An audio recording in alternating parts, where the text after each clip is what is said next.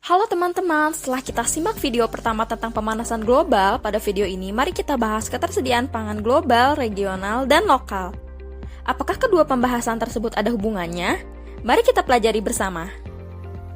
Ketersediaan pangan adalah kondisi tersedianya pangan dari hasil produksi dalam negeri dan cadangan pangan nasional, serta impor apabila kedua sumber utama tidak dapat memenuhi kebutuhan. Perlu diketahui juga bahwa salah satu tujuan dari SDGs adalah zero hunger atau tanpa kelaparan, maka hal ini berkaitan dengan isu ketersediaan pangan global.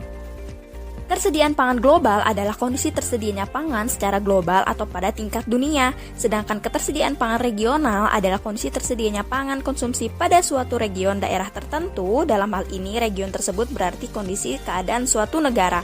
Ketersediaan pangan lokal adalah kondisi tersedianya pangan yang dikonsumsi oleh masyarakat setempat sesuai potensi dan kearifan lokal daerah tersebut. Pemanasan global berdampak pada ketersediaan pangan yang sangat kompleks dan beragam. Perubahan pola cuaca dan suhu yang semakin tinggi mengakibatkan rusaknya tanaman, penurunan produktivitas pertanian, serta kualitas produk yang menurun.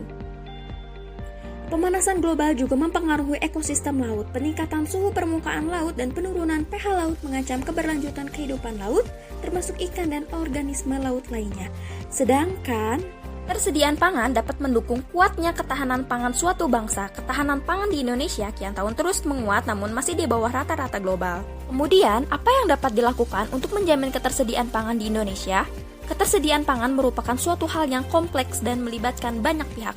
Di antara upayanya adalah kejelasan kebijakan umum pemerintah, ketahanan pangan lokal, salah satunya dengan menjamin ketersediaan pangan lokal, kemudian pengembangan teknologi mulai dari benih hingga pengolahan hasil pertanian, terakhir pola produksi dan konsumsi yang merupakan peran dari APHP.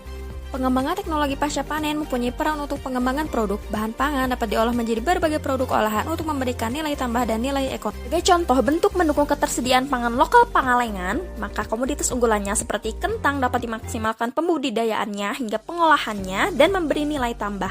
Kentang bisa diolah menjadi tepung, keripik, mie, kue, dan olahan lainnya. Berkaitan dengan pengolahan, maka perlu kita perhatikan agar prosesnya tidak menghasilkan limbah industri yang sulit terurai atau mencemari lingkungan. Mengingat kita sudah tahu dampaknya dari video yang pertama. Limbah adalah buangan atau materi sisa yang dianggap tidak memiliki nilai yang dihasilkan dari suatu proses produksi, baik industri maupun domestik atau rumah tangga. Berdasarkan wujudnya, limbah terbagi menjadi limbah padat, cair, dan gas.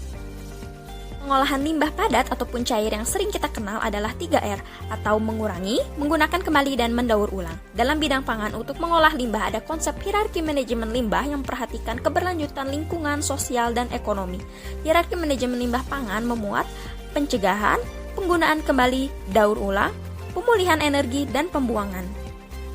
Kita pelajari salah satu contoh proses pengolahan hasil pertanian komoditas lokal beserta penanganan limbahnya. Keripik kentang.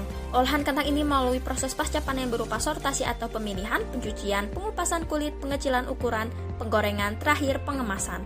Terlihat dalam proses pencucian, pengupasan, dan penggorengan menghasilkan limbah. Maka bagaimana cara limbah ini dapat diminimalisir atau ditiadakan? Kulit kentang dapat didaur ulang menjadi keripik, tepung, ataupun pupuk. Minyak jelantah hasil penggorengan didaur ulang menjadi produk sabun ataupun lilin, sehingga konsep pada produksi adalah zero waste atau produksi yang meminimalisir limbah atau tidak menghasilkan limbah. Adapun limbah air apabila skala industri, maka secara umum pengolahannya sebagai berikut. Pengolahan air limbah dengan bantuan peralatan biasanya dilakukan pada instalasi pengolahan air limbah atau IPAL dengan proses pengolahan yang dikelompokkan menjadi 3. Begitulah penjelasan dari ketersediaan pangan global, regional, dan lokal, dan ternyata pada akhirnya dipengaruhi atau mempengaruhi pemanasan global. Terima kasih sudah menonton videonya, sampai bertemu di video selanjutnya.